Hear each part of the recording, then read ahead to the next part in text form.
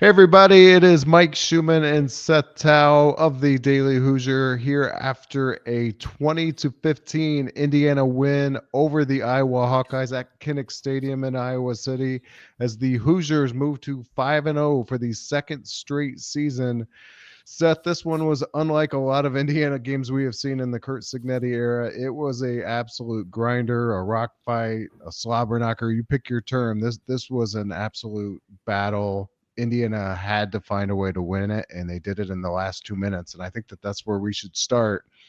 The final drive of the game, Fernando Mendoza throws his first interception of the season. In fact, he didn't throw an interception in his last game last season, so it had been a while.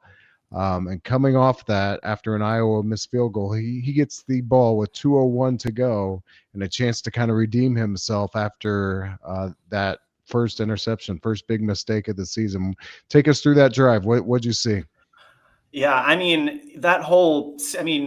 after the interception, it's just Indiana got lucky in some ways to win this game, and they obviously earned this victory. And I don't say that they got lucky to mean anything that they did, but I mean, Drew, if you were a gambling man and you were asked to bet whether or not Drew Stevens was going to make that field goal at 42 yards or whatever it was, you probably say he was going to make it. It was Yeah. pretty stunning that he missed that kick, and that gave Indiana new life. That was after the interception. And I mean, it's easy to forget with how things ended, but that was right before the 2-minute warning. Indiana got the ball back there with 2:01 left, so they were able to run one play before the 2-minute warning. But to set up that field goal attempt, Iowa faced a 3rd and 5 that basically felt like the game at that point, Right. because Indiana Yep. had used all their timeouts. And if Iowa converted that 3rd down, they were going to get it to the 2-minute warning. And in all likelihood, they were just going to run the clock all the way down and kick a short field goal to win the game at the buzzer. So that, there was a lot that had to happen to even set up the game-winning drive for Indiana. And Right. I mean, what you saw, it was the touchdown drive, it was 5 plays, and obviously, it was 76-yard drive. 49 of those were the touchdown. I'd have to go into the play-by-play to to remind me. They ran the one play before the 2-minute warning. They ran the Right. ball because that's the only time you really could on that drive, because you had no timeouts left. I mean, Mendoza hit Elijah Surratt for a big play early in that drive. The stat sheet shows it as Cooper for some reason, but it was definitely Elijah Surratt that came up with a big catch before the touchdown. I think it was like 24 yards or something like that. And a couple incompletions after that, and it was a 3rd and 10. And again, easy to forget the down and distance and circumstance of all of that when, with the way it played out, but it was a 3rd and 10 and they threw a quick slant. I mean, Surratt had some work to do when he caught that ball, just to make sure that they moved the chains and got to the first down. And I mean, obviously, with the way that the short yardage situations were going for Indiana today, you would have been a little nervous if Surratt was, putting them in like a 4th and 2 or a 4th and 1. So, I mean, it was just a very stunning turn of events. And you saw Surratt break that tackle after the quick slant. And pretty much once he broke that tackle, I mean, you knew he was likely gone. I mean, you never know if somebody's going to pull a DK Metcalf and chase you down from behind. But Right. I mean, it was daylight from there. And I mean, just a really stunning turn of events. Yeah, you did a great job hitting on those two key third downs going each way because you're absolutely right. Iowa could have salted the game away, and Indiana was going to be in a tricky fourth down situation there at a weird spot in the field.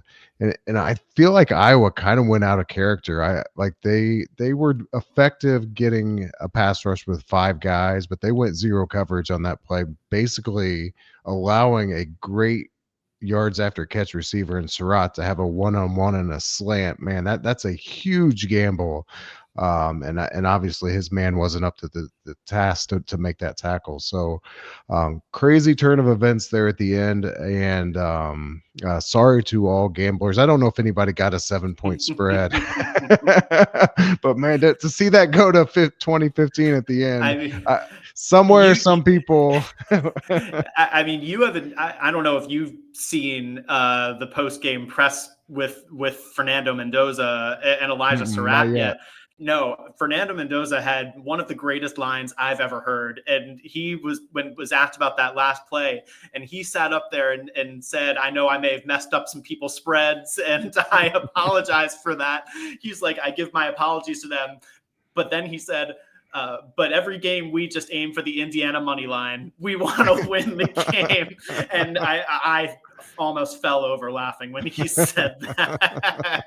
That is so good. He probably messed up some prop bets too with all that negative rushing yardage at the end too. Well, that was for some reason that's accredited as a team rush, not to Okay. Mendoza. Okay. At least I that's in the hadn't looked box at score. that. Yeah, I don't know if that's going to get fixed in the coming days or Right. whatnot, but I mean that whole sequence was bizarre as well. Yeah. Yeah. I think I picked up that Signetti didn't even know that you couldn't kind of take extra steps back to run more time off the clock. It sounds like that's something that the Big Ten changed recently. Yeah, I mean, Signetti said he was going to need to get some explanations from the Big Ten on Right. the rulings because they had, he explained it that they had what they call a victory delay, where you just try and back up a few steps, run a few extra seconds off, because Iowa had all three timeouts left. So Right. even with the scenario that they faced, I don't know that Mendoza running all the way back there was the correct option, but it ended up working out.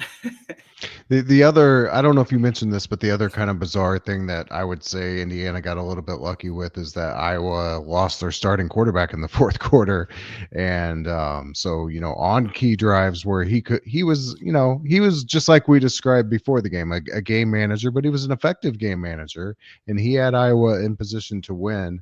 But the backup threw an interception and didn't have the opportunity on the final drive there. So a lot of things broke Indiana's way, Yeah, for and old. the end of the first half too. I mean, Indiana gave up the field goal, or no, it was the touchdown. They gave up a touchdown with like 20 seconds left or something like that in the first half, and Indiana gets I think it was 16 seconds actually. They get the ball back and they run that draw play that they run. They do that all the time. When they get the ball back late in the half, they just do a running play. Usually are just running the clock out, but on the off chance that they can get a big chunk play, then you're in position. That's what happened. Hemby broke off a 16-yard run. Then they hit Elijah Surratt for a big gain and a penalty on top of that, and that's all they needed to get into field goal range. So, definitely some good fortune with that too. Yeah, and psychologically, that just felt important to be tied going into halftime because Indiana just did not have after that first sequence and we should talk about that to open the game. The rest of the first half, I thought, was probably some of the worst football we've seen from Indiana. But they did start the game. Well, let's go to that. I mean, the first, I think it was Iowa's second play was a tip pass interception, and Indiana's second play was a touchdown off of that. It immediately felt like, oh man, here we go, picking right up off the Illinois momentum. It looked like, obviously early in a tough place, but it looked like Indiana could, just kind of blow out another team. But man, it didn't turn out that way at all. No, I mean, I kind of go back and forth a little bit. I mean, the stats don't reflect and it certainly was not the beautiful game on display here today necessarily. But I mean, I think it probably could have looked even worse for Indiana. Frankly, it wasn't like we were seeing a lot of three and out punt. It seemed like, they were picking up a few first downs, kind of moving a little bit, but then the short yardage struggles resurfaced again today. And, they got stuffed on multiple 4th and 1s and, 3rd and 2s. They weren't able to get much going. And, I mean, you can question the play calling or just the execution. It was probably a combination of both. And things definitely stagnated a little bit. But at the same time, it was just, I mean, I think at halftime, Indiana was a combined 2 of 6 on 3rd and 4th downs, and Iowa was like 5 of 9. I don't remember. Yeah. I don't know what that finished at, but that was, why Iowa was, in the game the way they were at halftime, because Iowa was getting big clutch plays when they needed it in those, important 3rd and 4th downs. And Indiana consistently was not executing in those moments. And, 1 or 2 of those plays go Indiana's way, or, vice versa. It's a completely different game at that point. But obviously it played out the way it played out. But there's definitely some execution things Indiana's going to need to clean up on. Yeah, to your point, Indiana was 0 of 3 on fourth down, 6 of 15 on third. If you're right that Iowa was 5 of 9 on third at one point, that's a pretty interesting stat because they ended up 6 of 16. So Indiana did clean that up down the stretch. It The was other 5 of thing, 9. At one point, it was at one point. Sorry, it was at one point 5 of 9 combined on third and fourth down. okay. So irrespective, they definitely got better in the second half on that front. The other thing that I thought kind of resurfaced and it reminded me of the Ohio State game last year is I felt like Iowa was kind of timing Indiana's snap count. I noticed it looked like their signal was something Bray Lynch was doing with his arm to kind of signal that the snap was coming, and Iowa seemed pretty keyed in on that, and they were able to get pressure on Mendoza consistently with 4 and 5 rushers throughout the game. So that point that we raised going into the game about, were they going to be able to clean that up? I'm not sure that they really did. I mean, I still have concerns about that. Going to places like Oregon and Penn State here down the road, I think they've still got quite a bit of work to do. I mean, obviously, the other thing we talked about is Mendoza having better mobility than Curtis Rourke last year, and I think that showed up at times. He ran the ball effectively enough. Also took some hits, made some tough throws with pressure in his face. There was one throw in the second half with pressure in his face that I thought was just outstanding.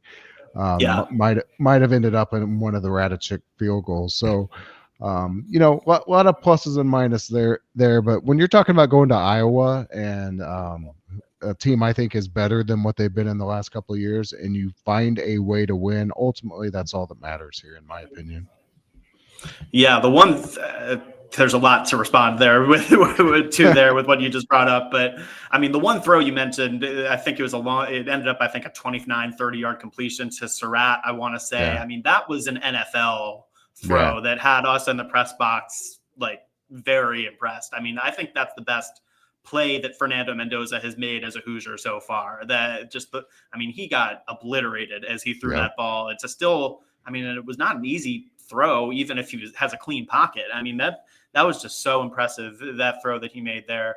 Honestly, it was a good. I don't know if the broadcast picked up the Bray Lynch thing or if that was just something you spotted, but that's not something that I could really spot from the press box. So that's a good spot by you. Something else with all of that I brought up, even in home games. So not just a silent count thing necessarily, but Fernando Mendoza, if there's one thing that I zero in on that I feel like he needs to really improve on, it's blitz recognition at the line of scrimmage. And in fairness, Kurt Signetti after the game did say that Mendoza was not going to audible anything today. So he wasn't able, at least today, he didn't necessarily have the freedom to do that at the line of scrimmage. I don't know if that's the case all the time or if that's just, for a game like this that they were just going to stick with the calls.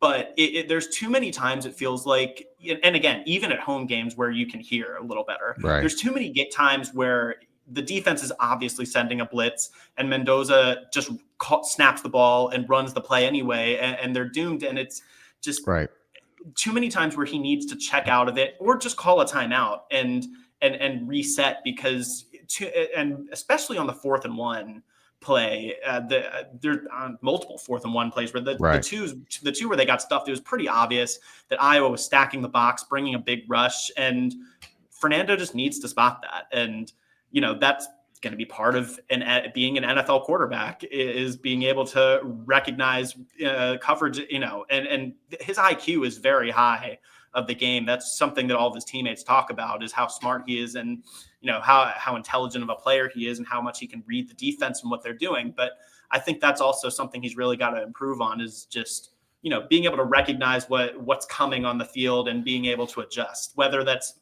calling an audible or whether that's if you have an RPO play called there, you got to recognize Kalen Black, Roman Hemby are going to get stuffed. I got to pull the ball back and go bootleg there. So if there's anything that Fernando Mendoza I think really needs to clean up, it's probably that.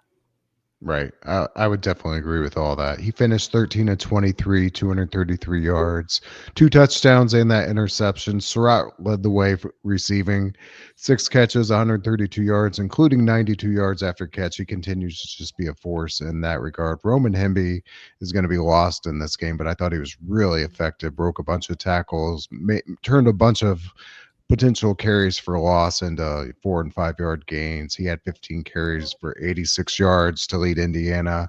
And I Uh, feel like Hemby had some really important moments as well. Like he came up, some of those big runs he had came in, when Indiana was really behind the chains, like second and yep. 20, second and 15, and he was able to turn, get them back into a more reasonable down and distance. Hemby was a dog today. That guy can play.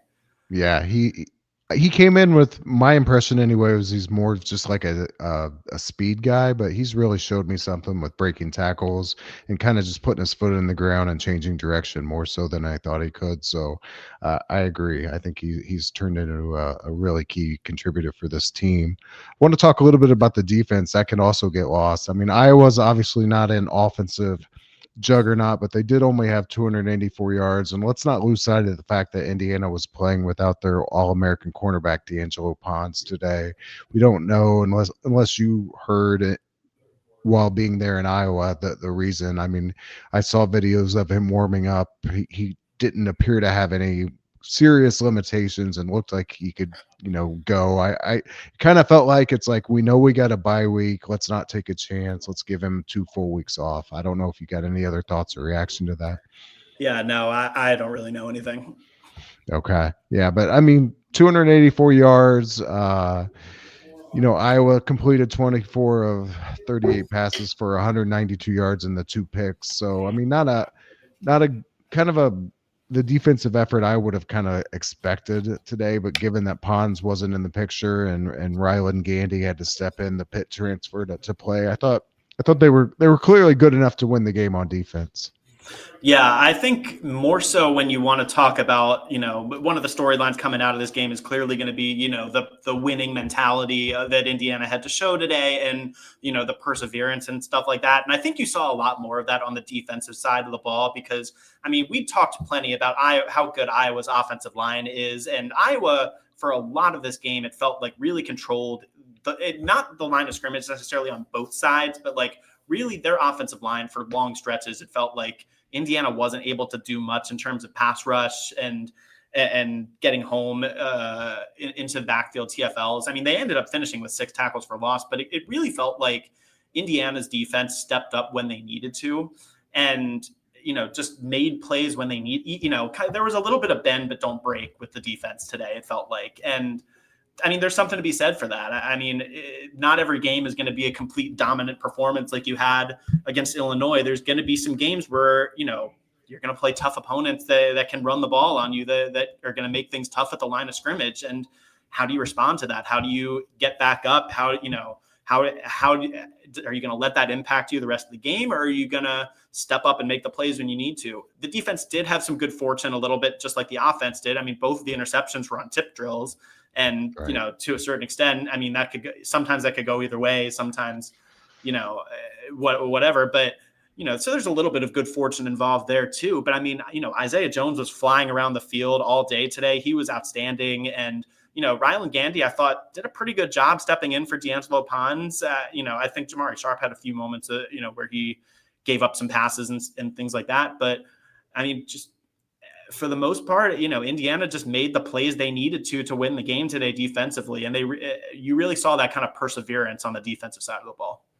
Yeah, Iowa's personality is the running game, and they carried 31 times for 92 yards. That's just a 3 yards per carry average, and there is a sack adjustment in there, but it's just one sack for 7 yards. So that's a solid effort against a good running team and a good offensive line. The last person I want to talk about is kicker Nico Radicic with 2 field goals, 44 and 46 yards, I believe.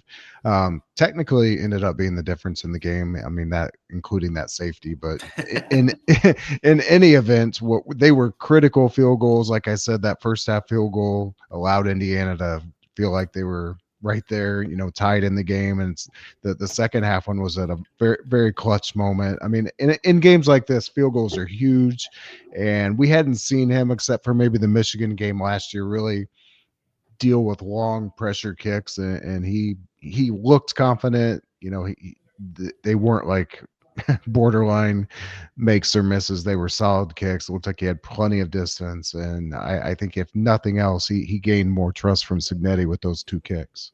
Absolutely. I mean, especially given, how things went earlier in the season on field goal decisions. I mean, Signetti trotted out Brendan Frankie for the long field goal attempt earlier in the season. And, there were some definite questions about just how much trust he had in Radicic when you got beyond 40 yards.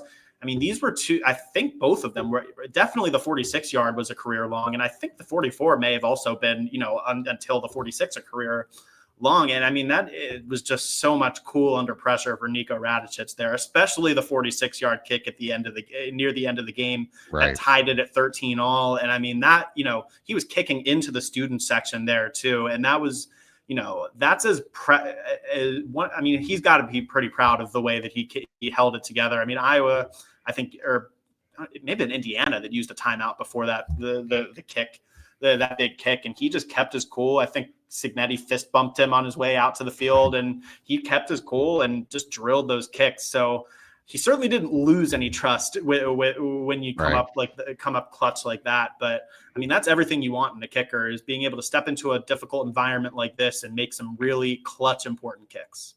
Yep, absolutely. Well, I think we can leave it right there. Again, 20-15, your final score from Kinnick Stadium in Iowa City.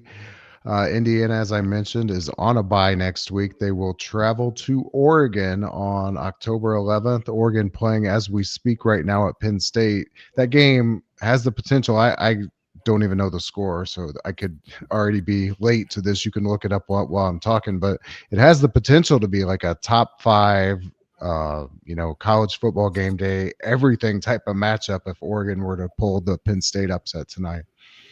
What do you got? Well, it is 3-0 Penn State early second quarter. Okay, so that's still in play. I was even trying to reconcile my brain. If Indiana wins that game, like how close could they get to number 1 if they were to go out to Oregon and win? I don't think it's quite going to happen, but they will be in that conversation. Let's just put it that way. Yeah, and there's a lot that depends on results outside of Bloomington and Eugene that would control that as well. But right, absolutely.